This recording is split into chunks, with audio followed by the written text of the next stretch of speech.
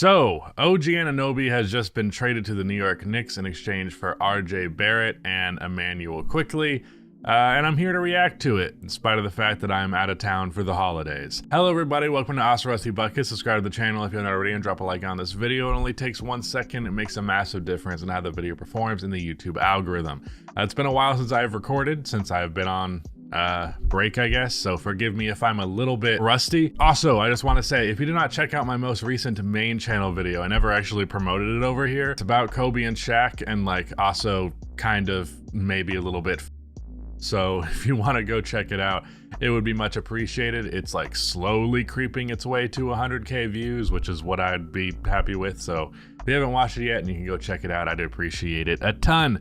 That said, we're going to talk about this trade itself. And the way I described in the intro is really as simple as it is. The Knicks also sent a second-round pick to the Raptors, but that is it. So let's talk about each side of this deal. It's a very interesting trade for sure. My Knicks fan friend, Desmond, who has a YouTube channel dedicated to the Knicks, I'm sure he's going to make and it's not dedicated strictly to the Knicks, but he talks about them. I'm sure he's going to make a video on the subject. But from the one Knicks fan that I know, the survey is overall net negative on this deal. His logic, and it's something that I do understand, the Knicks having no bench production after this move, because you're essentially replacing RJ's production, which has been getting worse.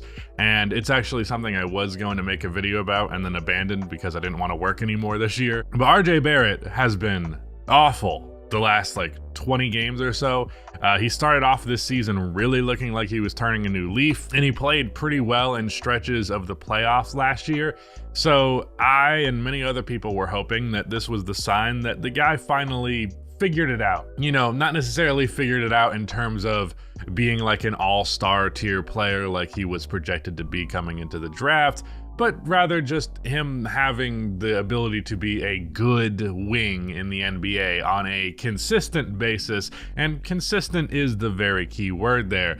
But even if RJ has been very inconsistent and very not great lately, he still is producing points, and those points are just going to be replaced by OG. OG's absolutely a better player. He's actually a more consistent scorer, even if he sometimes is lower volume. I don't actually know what their points per game are this year between the two of them. I would imagine they're both pretty close, like mid-teens to around 20-ish. But OG is a more consistent knockdown shooter, probably doesn't do too much on offense, which RJ has a tendency to do. Although sometimes OG does it too, not to, you know, but also that's because the Toronto Raptors don't have any fucking options on the floor, so that's also a part of it. But either way, if you're saying from a production standpoint, 1-to-1, you're going from OG to RJ, then that is or from RJ to OG, then that is overall a good trade-off. I don't think anyone would disagree with that in the Knicks fan base. However, Immanuel Quickley has been a pretty key part of this team the past couple of years on both ends of the floor, as he ended up being a really talented defensive player this previous season. I haven't watched as many Knicks games this year, but I imagine that has held up. And he was my pick for Sixth Man of the Year last year. It obviously ended up going to Malcolm Brogdon, but I genuinely felt as though he had a very real shot and probably should have won the award in terms of like genuinely being super important to a team off of the bench. He obviously does stuff on offense as well. His three-point shooting, which he seems to be able to create a three-point shot out of nothing whenever he wants. He has a deadly floater. Not like a crazy good offensive player by any means, but someone who can be a connector on offense and be a good offensive player is overall what I'm getting at. And you're losing that bench production in exchange for a more consistent starting option at the wing. A big part of this is that the Knicks did not want to pay Immanuel Quickley, and that is the burden that has now been bestowed upon the Toronto Raptors, but I think it might have been worth it to pay him. So I'm not necessarily going to give you a bunch of brownie points just for avoiding that.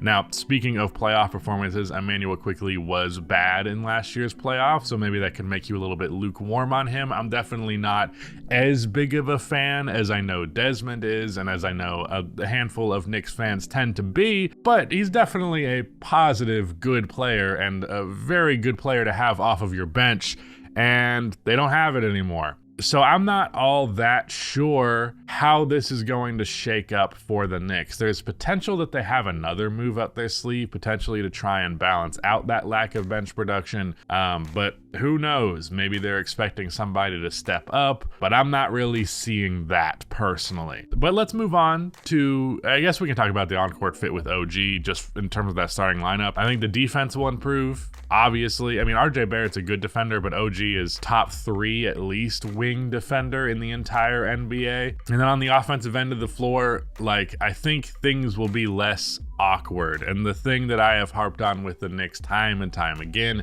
is how awkward and hard to watch their offense tends to be. They've also broken up their trio of left-handed players, so they don't really have that advantage as much as they used to, because I've just always found it funny how the Knicks' 3 best players are all left-handed guys. The defense should be much better, and offensively should be more consistent. Roles should be a little bit more understood and established. Overall, this will be a big positive for their starting lineup, but in a playoff context, I am worried about that lack of depth. I do feel solid about the Knicks in this trade, but I don't feel great. Now, on the Toronto Raptors end of things, this is an interesting gamble on their end because, of course, they were asking for quite a bit for OG. That had a lot of people asking, who do you think OG Anunoby is? Because while I have argued for the longest time that OG is about as excellent of a role player from the wing as you can conceivably ask for, he is also still a role player at the end of the day. And a very, very good value, high impact role player can garner a lot, but 4 first-round picks is a little bit steep. So that one seemed like that was never going to happen. RJ, his value is pretty rough at this point, given that this is year 5, and he has had the same ebbs and flows of improvement and failure, and not really getting consistent. I do want to say on RJ's part, I have felt like a lot of that has been the Knicks themselves, and I am excited to see, although it depends on what other moves Toronto has up their sleeves, but I'm excited to see what RJ Barrett will look like in Toronto. Obviously, he is from Canada, and it'll be good for him to play somewhere that's more familiar, I suppose. And I'm hoping he'll be playing in a context of a rebuild and that this is not a retool attempt from the Raptors. Something I have been giving the Raptors quite a bit of flack for is their lack of interest in actually shaking up the roster. And the only moves that actually happen with the roster are ones that happen against their will, while they just passively do nothing to get ahead of the very obvious turnaround that's going to happen whether they want it to or not. So basically what I'm saying is, are they going to trade Pascal Siakam or not? Because I don't know that RJ fits very well with Pascal Siakam in the very same way that he didn't fit very well with Julius Randle. Siakam's better than Julius Randle. I feel quite confident in that on both ends of the floor. And I think Siakam fits better with RJ than Julius Randle does. Julius Randle, I don't know if I can properly evaluate him as a player because he frustrates me to a degree that I just cannot accept whenever he does anything good and only focus on the bad. But like, good God, have I seen Julius Randle be the detriment of RJ Barrett over and over and over again for the last couple of seasons. That is a thing that I have my concerns about. I would really feel better about this move following the Siakam trade as well, whatever that may get you. But this is a new opportunity, a new environment, and a new context that could potentially be the environment in which RJ Barrett thrives. You are having to pay him for a decent stretch of time for what potentially could end up being too much money if he does not live up to the potential he has in Toronto. But I do think that is a swing that is worth making. Now, the other thing that's interesting about that is, as I mentioned earlier, you have to pay Immanuel Quickley, so you're committing a lot of money. Older young players, they're still young players, but like, you're starting yourself off on a rebuild, because when you're doing a rebuild, you're obviously trying to bring in a lot of rookies. You're starting yourself off already maxing out 2 rookie contracts from the onset, which isn't necessarily the best position. It's not like super debilitating by any means, but it's also something you look at a little bit funny, especially because I don't know that Quickley is going to get that much better than he is. I could be wrong, obviously. RJ, I think, is a complete wild card just because of the inconsistency of his career.